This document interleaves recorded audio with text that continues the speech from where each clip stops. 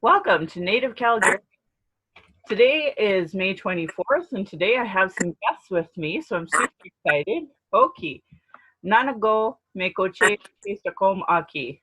My name is Red Thunder Woman. My married English name is Michelle Robinson, and I use she and her pronouns. Native Calgary is being recorded on the lands of the Niitsitapi, which is the Blackfoot Confederacy. The Blackfoot south of the imposed U.S.-Canadian border are the Blackfeet, and north of the border are the Siksika, Gunai, and Bagani of the Confederacy. These lands are on Treaty 7, signed September 22nd, 1877, with signatures that include the Blackfoot Confederacy, the Stoney Nakoda, composed of the Wesley, Chiniki, and Bearspaw Nations, and the Dene from Tsuut'ina Nation. I acknowledge all First Nation, Métis, Inuit, status and non-status across Turtle Island as the keepers of these lands. All non-Indigenous are treaty partners with the government signing on your behalf. I honor the Blackfoot. I was born in Calgary, or in Blackfoot, Mokinstis, as Michelle Elliott, an English name which has afforded me privilege in an English colonial world. My mother is Northern Slavey Dene, or Satu Dene. My Indian National status card by the Canadian government says Yellowknives Dene. My father is so Canadian that I am a daughter of the Mayflower and a daughter of the American Revolution while having an Indian Act imposed status card. I acknowledge my Dene lineage, and I was born in Calgary, but my family is not part of the Treaty 7 signatories. My Dene lineage roots me in the land of the Hare people, also called the Great Bear Lake people in Treaty 11. I'm a native to Turtle Island, and my Dene nation is a visitor to this area of Chine Intahe in Satu Dene, meaning ghost town, named after the Calgary Stampede. Land acknowledgements are critical to creating a safer space for Indigenous, as well as honoring the host as a guest and acknowledging your role as a treaty partner. My humblest apologies to the Blackfoot elders and language keepers as I try to learn proper pronunciation. Any mistakes or misinterpretations will be on me. I encourage questions so that misunderstandings can be cleared up as soon as possible. I do not speak on behalf of all Indigenous, but I can share what I know as I walk down my red road. If you're experiencing emotional distress after anything we talked about today or want to talk, call the First Nation and Inuit Hope for Wellness helpline at 1-855-242-3310. It's toll free, open 24 hours a day, 7 days a week, and there's also a chat feature if you go to hopeforwellness.ca. Non-Indigenous, there are distress lines in your area too. My Patreon account is Native Calgarian, where you can pledge and support. I want to say thank you to previous donors for already showing your support. If you value listening and can afford to give, thank you. For those that cannot afford to give but listen in, I'd love to hear from you at nativeyyc@gmail.com, where you can send in your comments or questions. I would also have a YouTube channel and would love to have you subscribe. For podcasts, we applied for Spotify. We are on iTunes, Google Play, and Stitcher. And I have to give a shout out to my super loyal donors, Adam, Alexandria, Beatrice, Brian, Kat, Celine, Christina, Crystal, Diana, Jocelyn, Judy, Karen, Kathy, Kenna, Leah, Marisa, Natalie, Nathan, Rebecca, The Sprawl, Tiffany, Vanessa, and Veronica. Woo! So I have some guests today. I'm super excited to talk about everything that's going on in my friend's world. So Judy, thank you for reaching out to me and telling me you wanted to be on the show.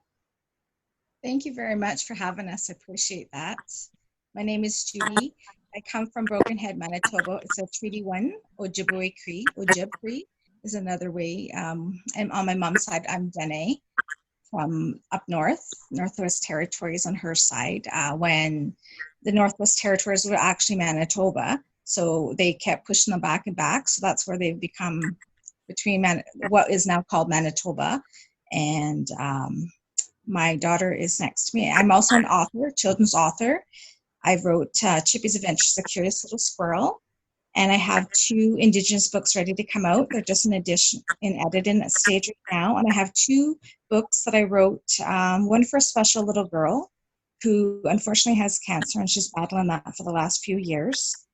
It's called The Brave Little Princess, and I'll have that out shortly. And then the next one will be for the Kidney March.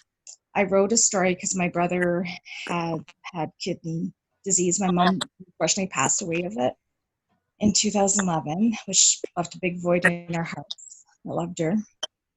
And so that one is Sparkle, A Kidney Journey. And we might change the name, but it's definitely going to have sparkle in it. And I'll send it to my daughter next. Okay, hi, I'm Elle Everson. Okay, I'm Miss Teen Southern Alberta 2019.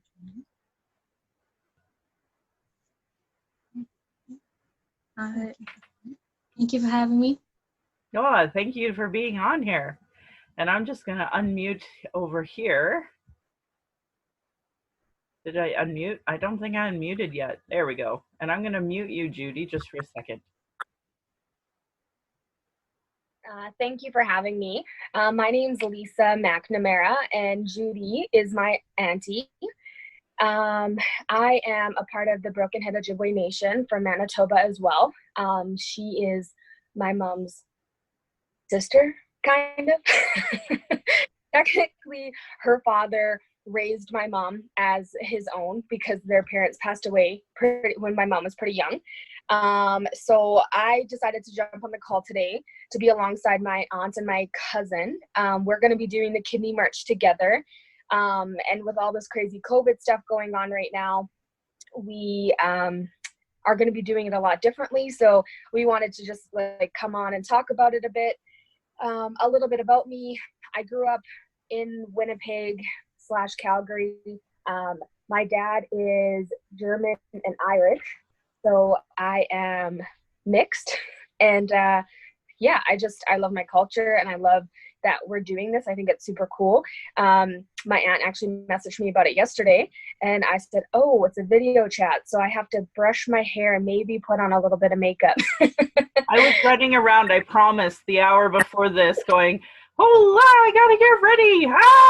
And my husband has, instructions to pour me my coffee that I made. So. Yeah, I made a hot coffee right before, and I'm actually working today. So I told my aunt, I'm like, sure, I'll take a quick break and hop on for a little bit. So again, thank you for having us. And I guess that's all I'll say for now. Yeah, no, well, I was really happy when Judy reached out and said she wanted to be on the show. I'm like, absolutely. And so I want to say to you, Lisa, if you have any particular reason at all you want to, be podcasted, let me know. If there's something cool happening in your community that you want to discuss, I'd have you on any day. And same with Elle, same with Judy. Like, just please know you're welcome on the show anytime to talk about anything that you want to talk about. Like, when you win a title like Miss Southern Alberta, things like that. Yeah, that's awesome. Yeah. So Lisa, maybe we should just have you on first because you're taking some time off of work in order to be here. So I appreciate that. Yeah. So do you want to maybe elaborate a little bit about what you do for your work and what you'd like to discuss with us today? Well, I work corporate, so I actually work in oil and gas. I mean, that sounds boring, but it's not that bad. I work with Suncor actually, and they have a huge diversity and inclusion department, which is amazing because it's so great to see how much they incorporate Indigenous culture in the company. It actually makes me really proud. But yeah, so that's what I do for work.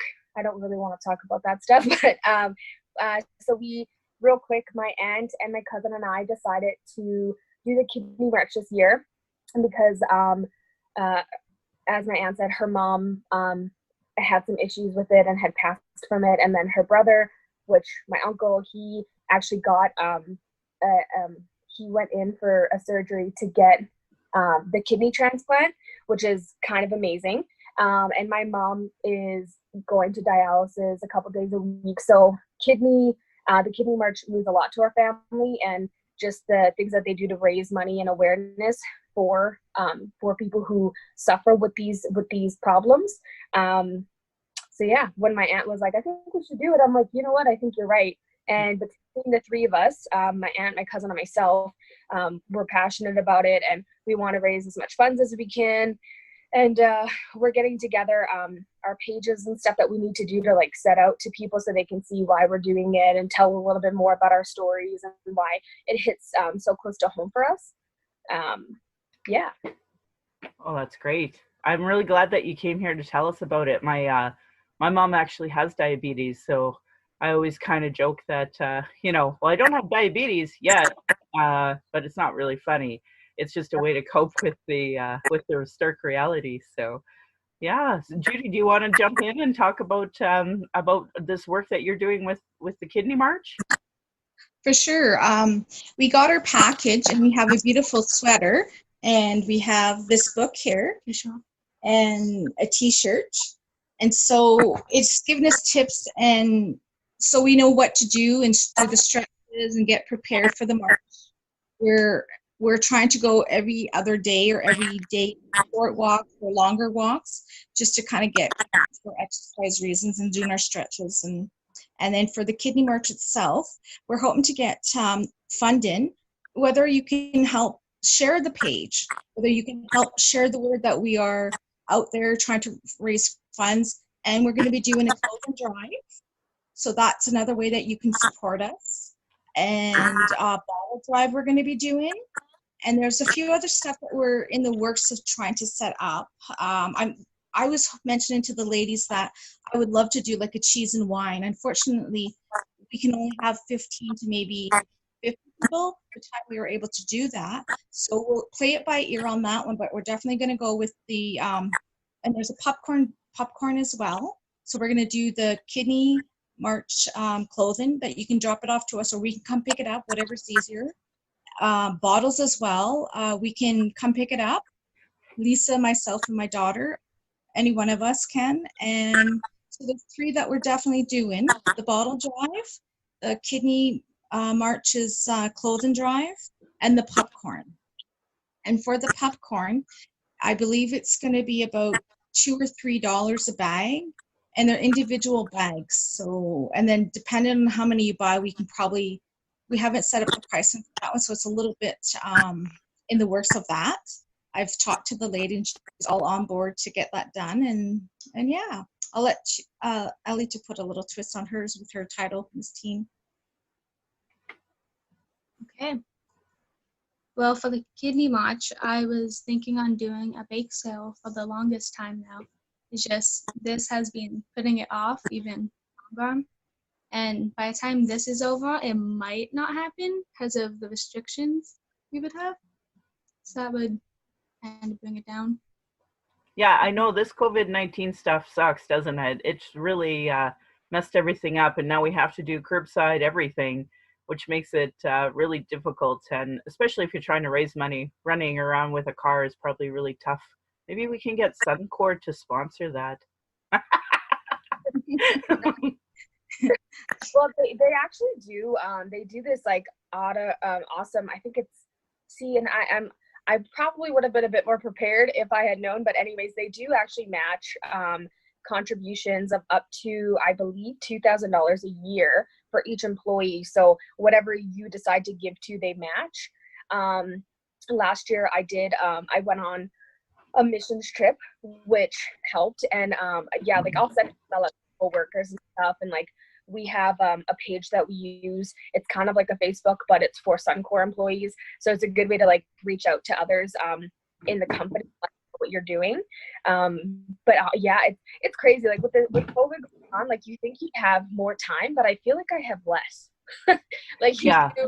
You're on the phone more. You're on like Zoom calls. You're on Skype calls. You're chatting with friends and family, and you're like everything that you do, you're doing it in the four walls of your own home. So I literally, like when I'm working, I just feel like from 5, 6 o'clock in the morning to like 10, 11 o'clock at night, like I'm constantly just doing something or chatting with someone or getting something going. And I'm like, whoa, this is a lot. I'm actually doing a course right now too through the University of Alberta on Aboriginal Indigenous Studies. So I'm doing that too, just keeping busy. Oh, it's stupid busy how we've been. I found that with the COVID-19, like so many people have expectations of you to be available 24/7 on call, and I'm actually have a lot more problems with people wanting to have Zoom meetings at the exact same time as other people. So my podcast I usually do on a Sunday, and depending on my husband's schedule, it could take up to like Tuesday for it to get out, and then going from there, just it's shocking how busy it's been. I have a podcast every week. I missed last week because last week was so busy. My husband was asked to do like a lot of work, and so there wasn't even a point of having it. But I have a book club on Mondays, and I recorded it. And so I thought, well, that will be good for our podcast. And as it turned out, one of the people that spoke said, actually, I'd prefer if we didn't air that. And so I had to take it down. So, the irony is it's just so hard to, and especially when this is all volunteer, right? Like it's a labor of love to have a podcast, to actually have Indigenous voices talking from Indigenous perspective. I want to be really clear with Suncor. Like my family, we're second generation oil and gas, and my husband was actually laid off from his oil company. So it's interesting how oil and gas really is to people, and it's been something. I wouldn't be here if it wasn't for oil and gas. So us transitioning into green energy is something I tried to discuss and talk about, but I know Suncor as a corporate sponsor is huge here in Calgary. Calgary Pride, I think of the Stampede, how many initiatives that have happened because they give funding. Now, granted, I have asked for, like, how do I apply for my book club, but that doesn't seem to be something I can get monies for. So I've let that one go, but it's interesting how much corporate sponsorship there has been in Calgary, and especially by oil and gas. And Suncor has actually been one of those ones that's always been there. So, that's its own discussion. But it would be great. Like my uncle had worked. He'd done the whole Petro Canada. Started there, and every time it went on to Encana, all these different companies that were bought out. He went through the whole thing and just recently retired. So they definitely give good benefits. Yep. Yeah, it's good. Yeah, that's awesome. Honestly, they're an amazing company to work for. I'm very grateful, by the grace of God, I'm still working, and I'm very, very thankful for that. Because obviously times are really uncertain right now, but at the same time, you kind of just have to go with it and, like pray for the best, but like prepare for the worst at the same time, it's kind of just been my attitude with stuff, keeping positive and focusing on the things I can control and not what I can't. And like that's something that as the company Suncor, they've been very like transparent with everyone, which is amazing. So yeah, I'm sorry to hear about your husband getting laid off. That's unfortunate, but hopefully things start to turn around, and that door closing just means another one's going to open for him. And we're big believers of that, that things are a blessing sometimes. And I know it's hard to organize some of your fundraisers and such for popcorn sales and such, but there was a bigger picture of COVID-19. I think it was kind of a reset for a lot of us to recognize we need to slow down, and we need to really know what's important, and reconnect with people who want to connect with you, and see, go from there, and then see to how our communities are coping with COVID-19. So so Judy, did you want to discuss a little more with your books? Can we get those titles again? Yeah, it's Chippy's Adventures, The Curious Little Squirrel. And for my native books, I'm still working on the titles, but one might be called Little One Discovers his culture, Little One Discovers his calling one feather at a time, rather. So we're still twisting with the name, but I'm so far leaning towards that one. And then the other one is Adventures, actually, when I went out with my grandpa and my sister Rose and my brother Gordon. We would always go, he would always teach us a lesson, and how he would say, okay, let's go for lunch. And we're like, yeah, of course. And we're all excited. And then all of a sudden he goes, okay, before we go for lunch, you gotta work. I'm like, what? We're all like, what? No way. And then Rose was like, Dad, no. And then we're like, okay, what are we gonna do? And he's like, we're bottle picking. And we're like, what? I'm not going into garbages and into rivers and all that. And the next thing we knew, we found that he's teaching us the value of the dollar, and teaching us, other knowledgeable stuff, how, you can't just eat and not earn your keep, or not, have like always give and always want sort of thing. You have to learn and have your keep, have your best foot forward, and not always think bad thoughts. There's always a blessing in everything. Try to look for the good in everything. And my other children's books is The Brave Little Princess. It's a little girl that we met back in December via again, Zoom and on Facebook Messenger. She's a wonderful little girl.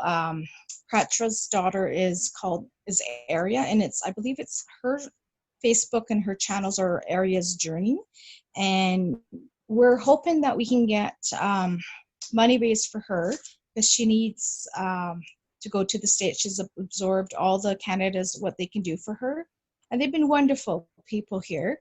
But unfortunately, there's only so much that people can do with cancer here in Canada. So therefore, the States have a bit more resources that they can extend to this little one. So we've actually, I'm doing three causes right now, actually. The Kidney March, help this little girl with cancer. So that's why I'm pushing out the Brave Little Princess first. And then I'm going to be pushing out Sparkle. But what my friend who does my inner books, the cover and that, they suggested that me, Lisa, and Elle, that we go on the walk and take some pictures, and then this way we can put it in the book, so that when we have the book come out, they can see what our journeys were to help my brother, Lisa's mom, and have the memory of my mom. And our auntie passed away from it as well, I should say that, Francis. So yeah, so they and my Uncle Jimmy too, I can't forget Uncle Gordon, Jimmy, we call him. They passed away from it. So yeah, so it's been in our family for a very long time, unfortunately, because again, diabetes, we have a high racial, because of being Indigenous, that's unfortunately, it runs in our family, diabetes, kidney disease, heart disease. So we're just trying to get help there for the kidneys and foundation, and see where it can go. We've always, even my parents always gave money to them, sold cars and gave money to them, or whatever they've done as well to fundraise for them. So it's always been money, and that's the ironic part. And then my mom ends up getting kidney disease and then passes away in 2011 from it. So that was a really hard blow to the stomach there.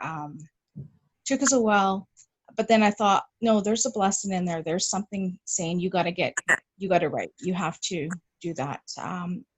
So I wrote a book about my brother and his journeys, how he had gotten kidney, back up from there. He had gotten diabetes at 16, so he had juvenile diabetes, and then he got kidney disease around 2011, 12, 13, somewhere in those years, and his kidneys just gave out about a couple of years back. And one of her friends from Vic Park family, she's more like family to us, said, no questions asked, I'm his kidney donor. And we're like, what? You got it. You have to do all these tests. Are you sure? And she was like, I love you guys. Your family. We're Vic Park family. And that's Victoria Park, right in front of Calgary Stampede, as we all came from that area growing up. So I know who the donor is. Yes, you do. I don't even have to tell you. You know. Thing about it on Global News. I believe on Global or CFCN, they made, my daughter Elle was just reminding me that they made a broadcast about it for Lily and Gordon. Yeah. But yeah, definitely, she's our mutual friend, our family. Yeah. And so she's funny. Just an amazing lady. Yeah. And we asked even Marigold, her daughter, they didn't have no hesitation. They were like, no.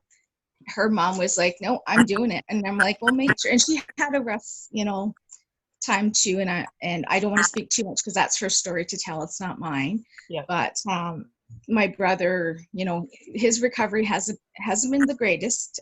He did get sick back in December, spent Christmas, unfortunately, in hospital. due to an infection. He got to come home for a few hours. Well, we were very grateful for that and spent time with our family.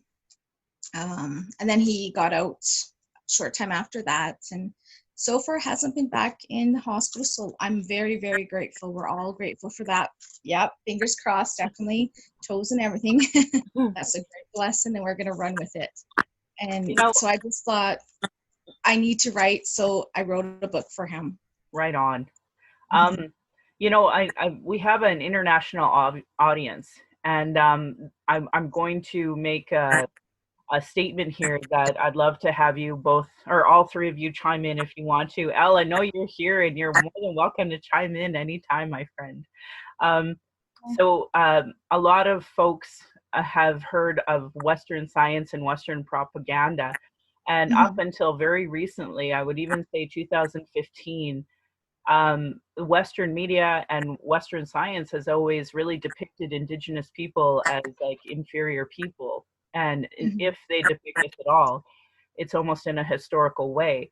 And so one of the reasons why, I wanted to have this podcast was to say, one, we're here, but two, it's reframing the whole conversation. How people have extreme health issues from the extreme government policies that have been imposed on us.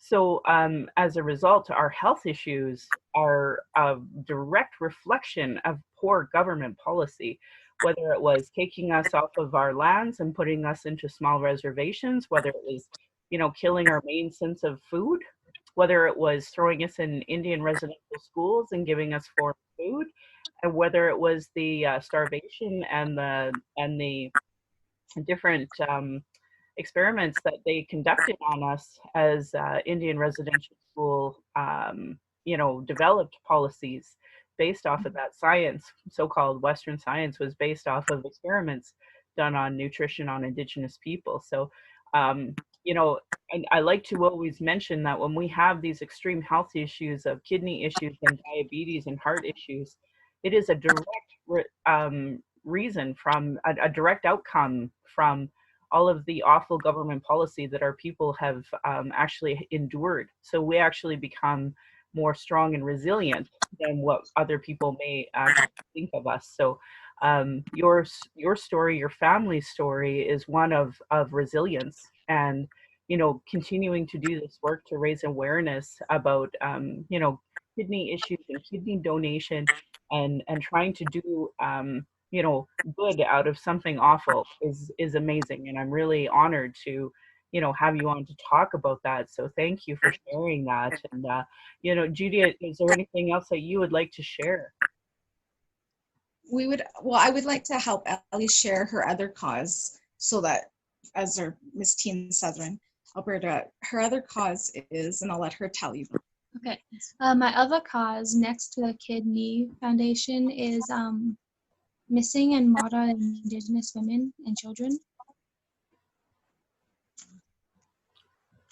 We've done like a lot to help, and yeah. Okay, I'm going to ask some questions for you then. So why does this issue matter to you? A couple of years ago, one of my old friends almost became one of the women. So I guess it kind of inspired me more to get out there and do things to help it. That's great. And I was also going to add that we've done walks with her in the past just to support her, because she didn't know I didn't even know, actually. We had to both go as, a team, as family, and find out what is about the missing and murdered Indigenous girls, women, and even we have men. I have to mention the men and boys that go missing, because they're sometimes, it's the other shoes on the other side, and men and our boys go missing, and we do walks for them every year. I don't know what this year's walk is going to be looking like, but I like to support everybody, because we're all human beings and we all are blessed in our ways, and our culture we've is very important to us. It's important to me because my dad was ashamed one time. I remember his family came in on his side, our family, and they were smudging, and I just asked them, I said, "What are you guys doing?" I said, "That looks interesting." I said, because I thought they were just smoking cigarettes, and they're like, "Oh no." And then he apologized. And I thought, "Don't apologize." I said, "Why are you apologizing, Dad?" And he told me, he goes, "Because I was in residential. The nuns told us we have to go and not do any cultural things. They cut their hair short. They told them what to eat. They told them when to sleep. They told them when to go to the bathroom. And, unfortunately, bad things happened to them. And so it still reflected. He didn't know how, I know he loved us. I definitely know that. And so he never told us he loved us. And when he did, I know he meant it.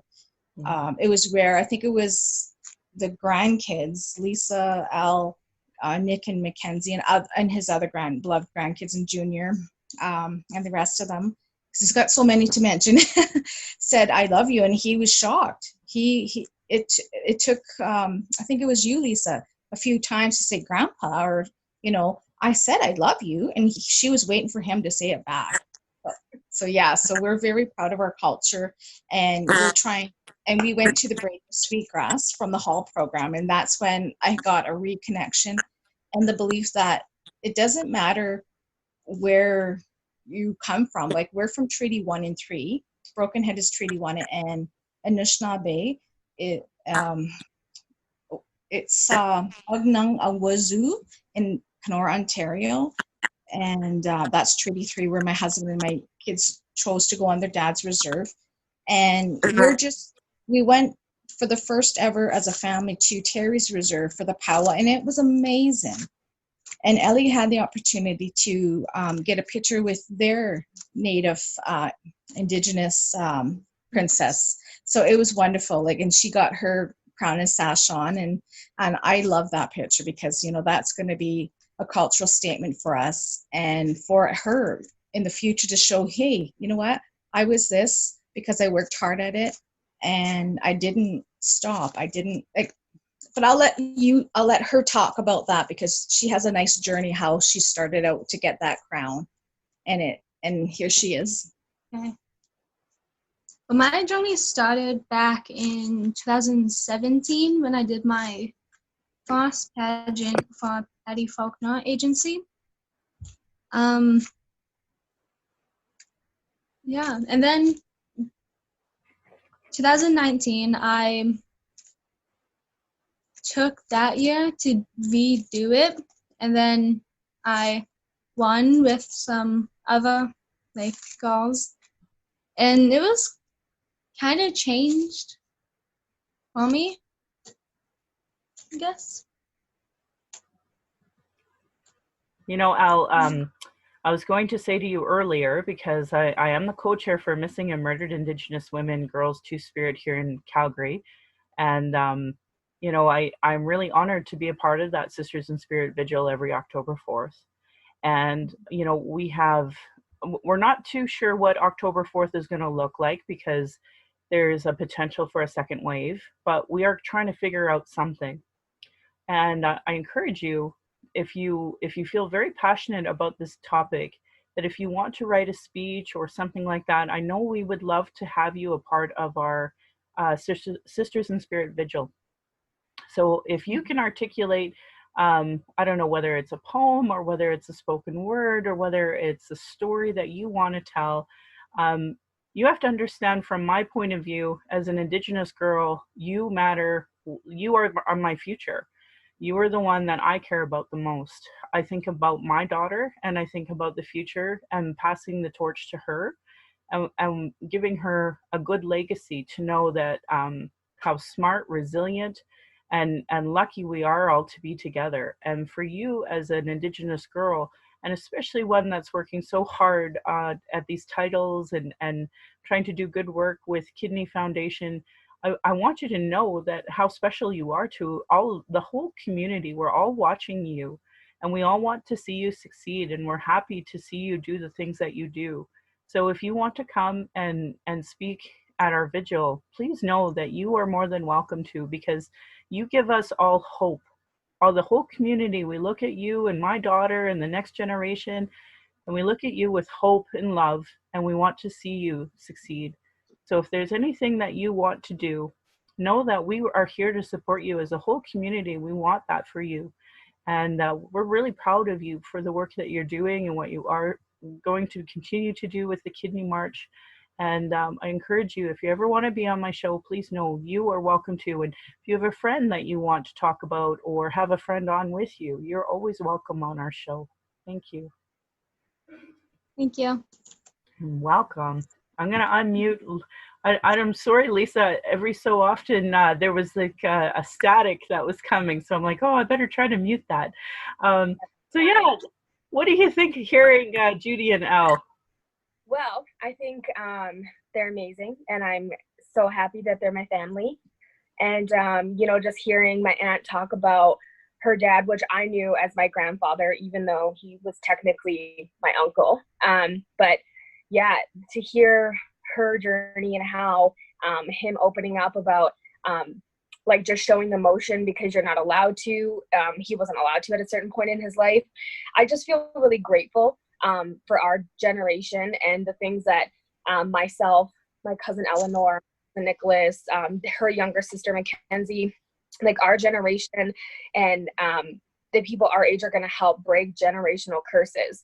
You know, diabetes, like all the, like you're talking about this Western science and this kind of stuff. And it makes me think now people have the freedom to be like, you know what, I'm gluten, I can't have gluten. I can't have this. I can't have that.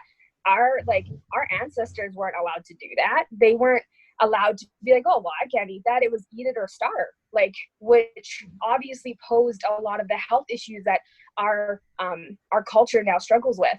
And, you know, my mom has been a diabetic for, I can't even remember how long. Like, I believe she's 53 now, and, oh, sorry, she will be this year. Sorry, Mom. My mom, because of the diabetes and all the medication that she was on, she had a full-blown stroke and was hospitalized when I was about 12, about to turn 13.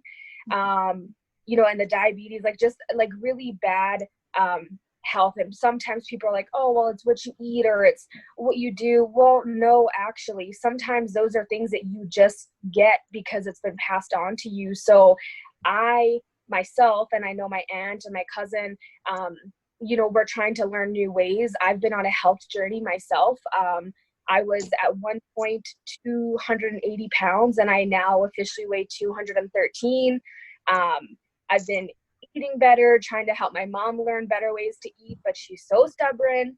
But, you know, she's doing good, and I'm excited to see what we're going to do as a family, as well as a generation, to just like get rid of those generational things that were spoken over us. I don't have any kids yet, but I know when I do have children that they're not going to know those things that were spoken over us once, because it has to stop somewhere. And I don't want that to continue with our family, you know, moving forward in the years to come. Oh, I hear you preach, sister. Amen. But you know what? And that's the truth. So I'll just share with you this week, I was viciously attacked on my Facebook page. And this woman had made up some incredibly elaborate story, so much to the point it was harassment. And I actually had to file a report with the police. And, you know, I had that, you know, that response that you get from flight or fight. So I had an elevated heart rate. I was shallow breathing, and I felt so awful. And, you know, and that's, I already have heart issues. I'm already on heart medication, and that's a result of like the constant racial battle fatigue that we face.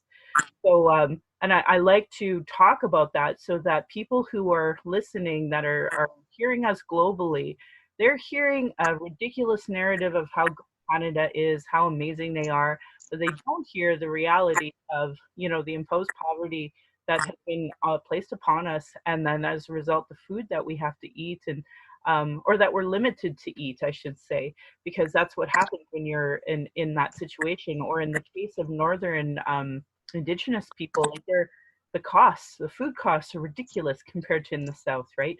So, and then you take away the food through, industry or whichever, or, take away a lot of the hunting rights because we still are really over policed. So a lot of folks, like even for me, I don't do things because I'd rather just not interact with police. I'd rather not interact with certain individuals, certain organizations, even healthcare. The person who attacked me was actually associated with healthcare. So we're actually looking into her college to see if we can, well, we'll see how it goes. Like, I don't know yet. It's an investigation now at this point. So we have to, just kind of respect the process and work with it. But ultimately, like that racism in the healthcare is also part of the problem. When you said that you experienced the stroke in your family, like that worries me because there's a woman in Edmonton who just told me this week that because her mom was experiencing stroke issues, they assumed she was drunk. So rather than giving her health care, she had to keep going back, and they finally got some health care and they determined she had a stroke. But because of their racial bias, and the whole industry, like from the time that she got to a paramedic, from the time she got into emergency, from every nurse and doctor that dismissed her as an Indigenous woman, she had, an health issue that was preventable, that would have been, something that could have helped her from having lifelong condition. But now it's not because of racism. Because of racism, it was missing. So when you talk about that, like that is a real concern of mine, and I've had to really explain this to my husband and my daughter. The chances are, if I have a stroke, chances are that they're going to assume I'm a drunk native, and that I probably won't get proper health care as a result. So I need them to advocate for me and tell them that I do Mending Broken Hearts and Wellbriety, and I've never had a drinking issue, and I go really like out of my way to show people I don't drink. And that's not something that non-Indigenous have to worry about. In fact, the opposite. I'm in oil and gas culture. They encourage drinking. They encourage all events to have beer, wine, everything. And that's fine, except that they don't have the stigma of going to emergency and not being treated well based off of their race. So those are things that I think about and I worry about, and I'm saying because I know globally people are listening to us and actually hearing our story, as opposed to a lot of the Canadians who are, not just in denial, but viciously in denial, that they're not willing to really, do anti-racism training or Indigenous education. So that's the big reason why I started the podcast. Yeah. Yeah. If I can jump in there, that exactly is what happened to Rose. I moved back there from 2000 to 2002, and I think she had her stroke 2000 or 2001, and that's exactly her ex-husband, Lisa's father and John's father, had to take her back. I think it was 2 or 3 times, and say, no, she's not a drunken Indian. She's actually a woman that has a stroke. Something is wrong. And he had to advocate for her. But even with him advocating for her, we found that it wasn't enough. So she could have had less, being paralyzed left on one side, less side effects. If they just said, oh my God, this is a woman having a stroke, instead of this is a drunken Indian. Yeah. And it was in Winnipeg, and it's like Winnipeg, Regina, or a few of those big, and even in Ontario, they have like a lot of cities that are so racial against us. Like, and I want to break that, and that's why I went into the medical field. I'm actually by profession, I'm a healthcare aide. I'm certified, and but I'm choosing to go to another avenue because it's not helping them. And I figure if I can advocate through writing books and stuff like that, and doing kidney walk, and doing, the kidney march and stuff, and just to do other stuff that can bring our profile up to saying, hey, we're human beings. We eat pee, and if we cut ourselves, we're going to bleed the same color. And that's what my dad used to tell me all the time when I would get down, saying, why are those people being so mean to us? Why is he calling me a squaw? Why is he calling me this because I'm a different color than them? And I'm like, wow, this society needs to change. Yeah. And so back then is when I started changing. Like I would say, I started writing at 8 years old because I felt that we needed to change. And I'm hoping by my writing and stuff. And on Facebook, I have Everson Publishing. I publish my own books, and I'm willing to help others publish too if they need it. But I use it for my self-publishing, so I can promote my different causes that I have. And if anyone needs any questions answered, I'm definitely willing to do that for sure. Yeah. Well, I really applaud you for trying. I think all of us do, right? In our own Yes. way, whether it's you know what, when I worked in oil and gas, I actually refused to have conversations about natives in general because they were really coming from a hurtful place whenever people would ask. And wasn't knowledgeable enough to really talk about it. But when Yeah, I had my daughter and I experienced extreme racism giving birth, I mean, we wanted to have more kids, but that was such an awful, horrible experience. I can't even tell you. There was good that came out of it. So I realized at that time it was a Calgary health region, that there was no real resources for me to be able to properly, discuss it with anyone. But my MLA, Manmeet Bular, who passed away, he yes. worked with me to get midwifery funded. So because of that, midwifery is now funded in Alberta, and I have that in my daughter's birth story, which is a nice legacy to give to Samantha. But at the same time, I think she probably would have preferred to have a sibling, and I think my husband would have preferred us to have more children.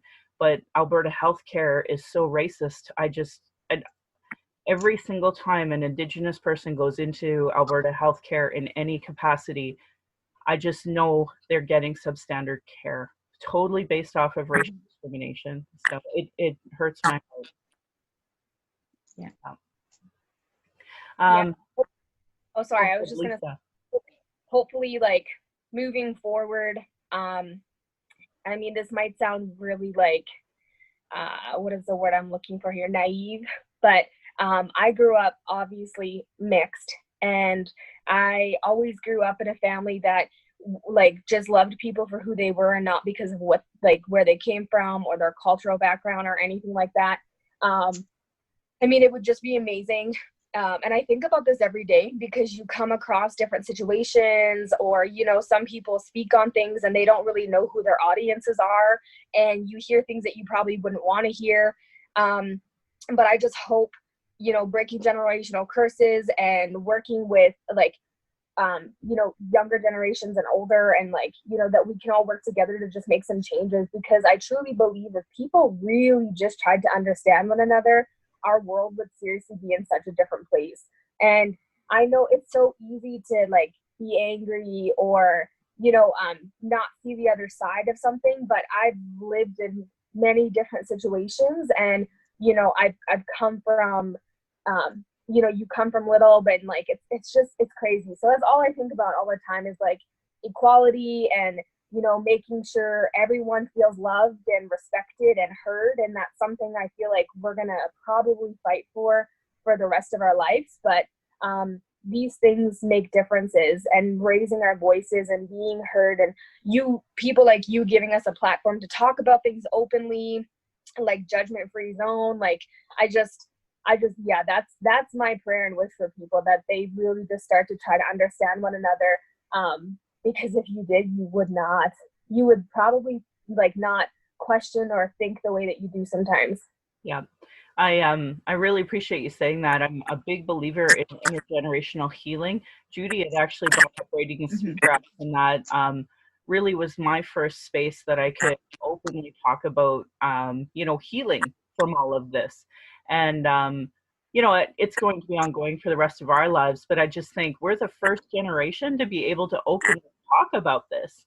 And, so I think about that, and I think about, by talking about it, by healing it, and then talking to our kids in a more respectful way, like that is just going to help so much in the future. And I know I've had it so much better than my mom's generation and then my grandmother's generation. So I just think about those things and know that we're doing the right thing. And then, Elle here, doing all this great work that she's doing, like this is our future, right? So we're doing the healing so that Elle can just live a wonderful, resilient life, and her existence is our resistance. It's that simple. That's why we love you so much, because you just show us that all the sacrifices that we made, our grandmothers made, our grandfathers made, like now you're here, and we can help elevate you in the best way we can. So without pressure though, just have fun with your life and know that you, every time you smile, every time you giggle, and every time you feel joy, you are healing a whole generation. So I'm really honored to have you all on my show today. Thank you for being on it. You're welcome to stay on if you'd like. I took a screenshot of us, so I will send it to you all so that we can have that to remember. I look a little goofy, but it's not the point. You guys look great. So. Oh, you look darling, honey. Yeah, no, it's so funny, the thing about those screenshots. So I guess I'll find out shortly. yeah, you bet. Thanks again. So I'll just I have a script here that I speak of, but before I do, I just want to say, I just want to give you all a chance to kind of say any last thoughts or anything like that. So maybe we'll start with Lisa. Yes. Well, I just, again, I want to thank you so much for having me. Thank you for obviously including me. I'm super pumped for what we're working on together as a family, and even just meeting new people and networking. It's always great to again just make things better. And thank you again so much for giving us this platform to talk about the things that we're passionate about and open up about our family. And yeah, we're excited to have you be along our journey with us for the Kidney March. So thanks again. Appreciate it. Oh, thank you, Lisa. And when you guys have links or anything, just tell me and I'll share them on my social media. So Judy, would you like to say anything else before we go? Sure. I just wanted to say thank you very much for having us on as well. It's been such a wonderful opportunity, and I really appreciate being able to tell about my books, because they're very, very dear to me. I love writing, and that's what I know is what I should be doing, and know I will be continuing to do, and help other people, whether they need fundraising or however they need help. And it's going to be a wonderful opportunity. And again, thanks so much. And here's amazing. Elle. Hi. Hi. Anything else you'd like to tell us, or some closing thoughts about what it was like being on the podcast? This podcast was fun. Yeah, I'm just really tired right now. So for those who are listening, it is like 10 o'clock on a Sunday, and I think we all agree we'd rather be sleeping. We just had a huge walk yesterday to train for the Kidney March, so that's why she's so tired. That's awesome. Oh, I'm so happy for you guys. Thank you all for being on my show. I can't thank you enough. And again, you guys are always welcome on my show whenever you want. So with that, I'm going to, a lot of the things that I talk about on my podcast, I want to give an update to everybody about conversion ban therapy for the city of Calgary. Tomorrow is our big day. Tomorrow is the day we find out whether or not we will pass a bylaw to ban conversion therapy. And I don't like even using that term therapy, because it's actually just a form of torture. We have a lot of folks that are homeless, or deal with that constant self-doubt. And I can tell you, I listened to 2 days of testimony. It was absolutely horrendous. It was listening to right-wing Christians talk about how inferior people who aren't like them are. I found it incredibly triggering as an Indigenous woman, listening to what I know they said, and their priests and their nuns said to my relations. And I cried. It was very hard. So I did have 5 minutes and I spoke, and I felt like it went right over everybody's head. They didn't engage with me at all, but they engaged with almost every other person. So it kind of, that hurt my feelings as well, that I think what I said about, you know, our two-spirit LGBTQ2 plus that have been under attack since colonization, that have been attacked for who they are, spiritually as well as racially. That was really hard for me, and I had a few conversations with folks from the LGBTQ2 plus community, and it was hard on them too. So we had a great trauma that happened in the last 2 weeks here in Calgary, and that's something that I think should be recognized. And yesterday, or no, 2 days ago was Harvey Milk Day, and he was assassinated for standing up for gay rights. And I was watching the Queer Fairy Tales, the Calgary Fairy Tales Film Festival, and they had a wonderful film I watched called Sex, Sin, and 69. And it was a strong conversation about what it was like to partially decriminalize homosexuality. And I bring it up because, you know, these are important milestones for the LGBTQ2 plus community. But again, 1969, this was when a lot of Indigenous were still under the past system. So imagine if you were two-spirit and you were, you know, trying to find who you were, how incredibly difficult that would have been in those times, especially on the prairies. So I think about that, and I honor the struggles of all of those people. So when I spoke, I talked about the calls to justice from the Missing and Murdered Indigenous Women and Girls report that talked specifically about the LGBTQ2 plus and how that has impacted them.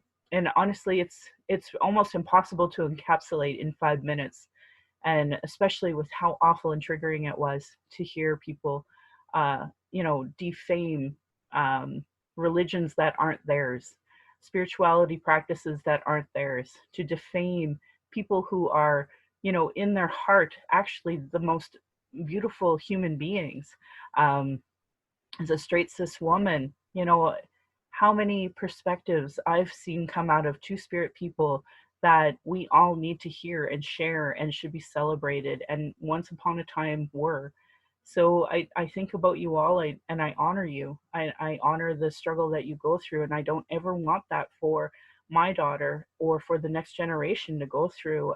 My little niece and my cousins that identify as trans, I don't want them to hear these things.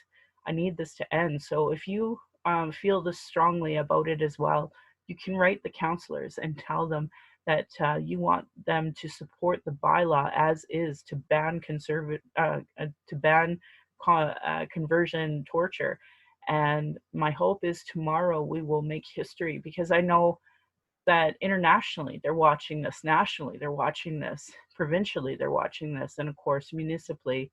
It's right, boots on the ground right now for our community. And I just hope that if you are gay, lesbian, bisexual, two-spirit, and intersex, I want you to know how much I'm thinking about all of you right now, and how I just picture like that armor strength around you all, because you don't deserve to hear these awful things, and the last thing I want is for anyone to internalize that. So know that a lot of us are fighting with you, and we want this ban, and we will keep fighting. And this weekend, the Indigenous Peoples Commission, we had our policy discussions. So those will be coming out shortly after we, you know, finesse them and get the okay and approval. So those will be coming out. So if you see those, I'd love for you to look at them and and critique them, and we'll go from there, because ultimately these things matter. And I put forward an intersect policy through my writing association. So we'll see if that goes through. You know, that is such an awful conversation to have, that in Canada today, the medical community is doing unconsented surgeries on babies, on youth. And I'm sick thinking about it, and it's been internationally condemned, and yet our criminal code still allows this to happen here. So I'm hoping that I will gain support for that, and or have folks look at it and change it so that it gets properly looked at and we change this. Because as a mother, the idea of somebody doing that to a child, and globally, they actually will kill babies on the spot for that. So these are things that as Canadians, we have the we have the ability to talk to our all elected officials, whether municipally, provincially, or federally, and tell them that we demand these changes. So I encourage you all to get politically involved, even if you identify as Indigenous and you think that it's not for you. The truth is that there were a lot of people to fight for your right to talk to your MP, your MLA, or your municipal representation so that you have a voice. And we have our treaties, we have our rights. It doesn't make you less Indigenous by engaging with these other levels of government. So I encourage folks to do that, because this is how, well, it's one avenue of many avenues. I acknowledge all the activists that work really hard to engage with Canada in constructive ways, and ones that, do it through art and protest in a way to try to engage Canada in a different way that hopefully will change their views and change the way they look at us, and hopefully we can all move forward.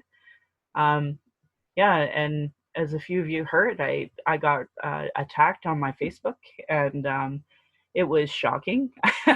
I posted it for a lot of folks. I had some really close friends send me some nice things and call and send me some private messages, and I just wanted to say thank you to you for seeing that, witnessing that, and the Calgary Police actually. My inner circle of Calgary police officers, the few that I trust, reached out, and I'm grateful for that as well. So we'll see where that goes. I don't know, but it's for everyone to see if you're interested. With that, I want to say Indigenous have been talking about our issues, our traumas in reports, commissions, public hearings, and it's been regularly disregarded, but no more. Honor our words, honor the treaties, listen to politicians and their platforms and policies. If they don't recognize marginalized in their budgets with Gender Equity Plus, if they're cutting violence prevention programs and services, Indigenous education, uterus health choices, gay-straight alliances, know that your vote to that party directly negatively impacts marginalized people. Demand that they implement the Truth and Reconciliation Commission calls to action, the recommendations of the Royal Commission on Aboriginal People, the multiple reports about child welfare reform and violence prevention, and now the 231 calls to justice from the National Inquiry on Missing and Murdered Indigenous Women, Girls, and Two-Spirit. Denying these reports is a form of abuse called gaslighting. Our people are experiencing extreme racism in the education platforms and politicians, all the educational, justice, health institutions, with multiple reports that say the same thing. If they don't understand colonialism, racism, privilege, and sexism, they literally have zero business running. It should be understood by all parties, all local politicians, community organizations, sports. Really great article that I said out loud in episode 62 is Truth Before Truth, How Non-Indigenous Canadians Become Allies. If you Google it, I'm sure you can read it. I want to continue by putting cultural safety into action so you can create a safer space for Indigenous, people of color, those with disabilities, and LGBTQ2+ to speak. Look at it as first aid for marginalized people. First, you have to do something. Having good intentions is not enough. Being nice is not enough. I shared a few articles about that. Take action to make change. Speak out against racism. Ask questions for those with more understanding. Find allies. Create a support system for yourself that you can advocate for culturally safe approaches. Take responsibility for your own learning. Read, reflect, ask questions. Do not expect this learning to come from Indigenous people. We have free podcasts. We have documentaries. We have all sorts of resources that are available. Books that I constantly promote. Take time for self-reflection. Be aware of your assumptions and biases. Question everything you've learned about Indigenous people, and take steps to actively disrupt the stereotypes. So if you're a nurse assuming that every Indigenous person coming in is actually drunk when they might be having a stroke, because of your assumptions and biases, you are hurting people when you claim that you want to help people. Commit to lifelong learning. Be prepared to be uncomfortable. Understanding colonialism and the legacy of racism is an ongoing and difficult task. I want to say thank you to Here to Help, blah, blah, here to help.bc.ca, Visions, Indigenous people, what is Indigenous cultural safety and why I should care about it, for that list. But back to number 4 about, be prepared to be uncomfortable. When I was learning as a straight cis woman about intersex issue, I cried. So, this isn't just a settler Indigenous conversation on race relations.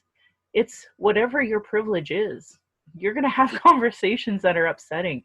As an able-bodied person, it is upsetting to hear some of the problems that the community that has different issues, whether it's neurological or physical, the things that they face.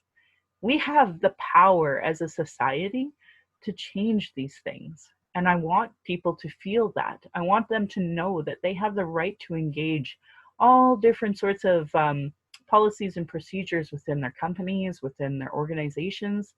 And you can engage with your counselors, MLAs, MPs, and you really should if you care about society and your civic responsibilities. These are things that you can do. A lot of us feel very helpless, but we actually have a lot more power than we give ourselves credit. Internalized racism and lateral violence is another form of violence Indigenous or marginalized people experience by the structure of racism imposed on these lands. So these lateral violence is an outcome of the Indian Act, Indian residential schools, and other land clearing policies.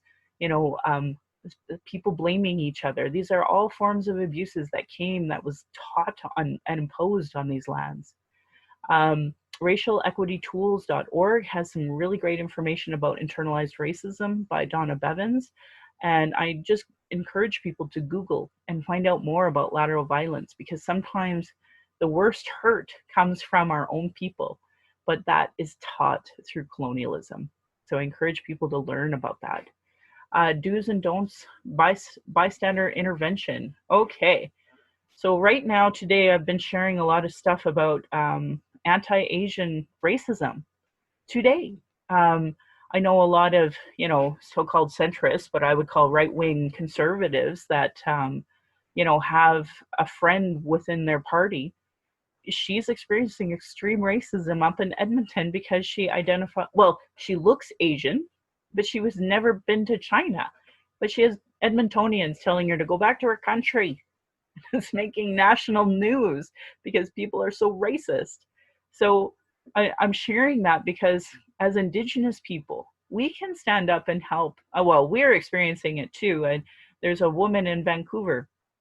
She is Indigenous, and because she was mistaken as Chinese, she was given a whole bunch of, racist barrages. And again, racial battle fatigue is real. So you get that fight or flight response, and my heart just races, and I get a headache, and I don't feel good. I get really tense. We all experience that as people in stressful situations. And yet that's overlooked by mainstream society because they don't experience racism. So, know that it's happening to our people. This is why we have health issues, is because of this constant racial battle fatigue. So, these are do's and don'ts for intervention to help people if you are in that situation where you see somebody, whether it's like anti-Black, anti-Muslim, anti-trans, or other form of oppressive interpersonal violence and harassment. These are tips on how to intervene for the safety of everyone involved. Do make your presence known as a witness. If possible, make eye contact with the person being harassed and let them know if they want support, you're there. Move yourself nearer to the person being harassed. If possible, and you feel that you can do so, create a distance or barrier between the person being harassed and the attacker. If it's safe to do so, record and film the incident. You can delete it after. You can miss your next stop. These are really important moments where you can, help somebody from being attacked. Take cues from the person being harassed. Is the person engaging with the harasser? Can you make suggestions like, would you like me to walk over here? Would you like to move another train cart? Would you like for him to leave? Follow their lead. Notice if the person is being harassed and resisting in their own way, and honor that. don't tone police the person being harassed. Follow up with the individual after and let them know that if they need anything, you're there to as a witness. So document it. Give them your card so that, you know, at the moment it's humiliating and they might not want to, you know, bring any more attention to themselves. So just give them that card in the hopes that, you know, if they change their mind, they can call you or they can throw away your card and that's okay. At least you validated that experience for them. But do what you have to do to keep you both safe. You know, de-escalate the situation. Assess your surroundings. Are there others that you can pull in? Working as a team is the best idea. And if you can, you and the person move to a safer place. Do not call the police. For many communities experiencing harassment right now, including Arab, Muslim, Black, queer, trans, Indigenous, the police can actually cause a greater danger for the person being harassed, again, because of racial bias. I have a very small circle of police that I trust and that I will contact, and I am grateful for that. And I actually want to throw this out to Dr. Christopher Wells. We had a wonderful conversation, and I asked him if I could quote him, and he spoke about how, you know, if we're getting harassed, then we're doing our job. We're doing a good job. I think of that movie I talked about earlier today about sex, sin, and 69. And very clearly, the priest there said, he said goodbye to his parents the night before he performed the first gay marriage the next day because he didn't know what to expect. He had to wear a bulletproof vest. He had police sweeping. They had to check bags. It was nuts the day that the first gay marriage happened in Canada. And I think of that, and I think that the work that we're doing today is important. And we want to stop people from feeling empowered to like beat people, hit people. I heard something about, you know, an old man in Vancouver being hit by a man who thought he was, I don't know what he thought, but at any rate, you know, we have to be kind to each other as a community. We have to start including each other. Oh, and it's I brought up our Arab and Muslim community members, and you know, it right now is Ramadan, so they're fasting through the day, and I went to a wonderful iftar. A very small group of us ate together, and it was absolutely wonderful to be able to see my friend. And I missed her so much, and I wished I could have hugged her. And you know, they're going through a spiritual journey right now. And I just wish people could understand and respect that and see that bigger picture of how beautiful we are as diverse people. Anyway, back to our do's and don'ts. Don't escalate the situation. The goal is to get people being harassed to safety and to not incite further violence from the attacker. But bloody hell, don't do nothing. If you do nothing, silence is dangerous. It communicates approval and leaves the victim high and dry. If you find yourself too nervous or afraid to speak out, move closer to the person being harassed to communicate your support with your body. Just give them your damn card. If you feel you absolutely cannot, you know, miss your stop, just give them your damn card so that they know, and you're not, you know, giving that silent approval. And teach your kids about accountability, because these people are learning it from somewhere to be this disrespectful. And when I talk about accountability, that's exactly why I had so much vicious attacking happening to me this week, because people need to be held accountable for their racism against Indigenous people, Muslim people, Asian people, trans people, everybody. I can't believe people think it's acceptable to behave the way they do. If you're experiencing emotional distress and want to talk, call the First Nation and Inuit Hope for Wellness helpline at 1-855-242-3310. It is toll-free and open 24 hours a day, 7 days a week. And if you go to hopeforwellness.ca, you will see a text feature if you're a texter.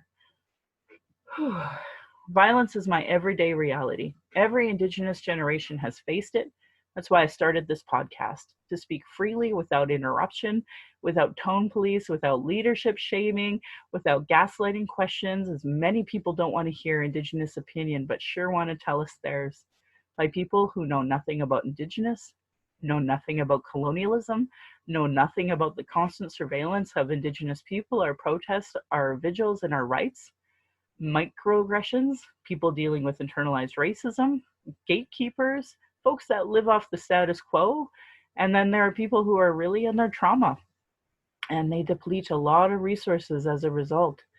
Internal and external racism is an everyday reality for Indigenous people, and that's why I started this podcast, as a boundary to be heard. I want to say thank you to my ancestors. I know the chances of me being here are so slim, so I honor you, my granny, my mom, of what strength looks like through your example. I want to thank my dad.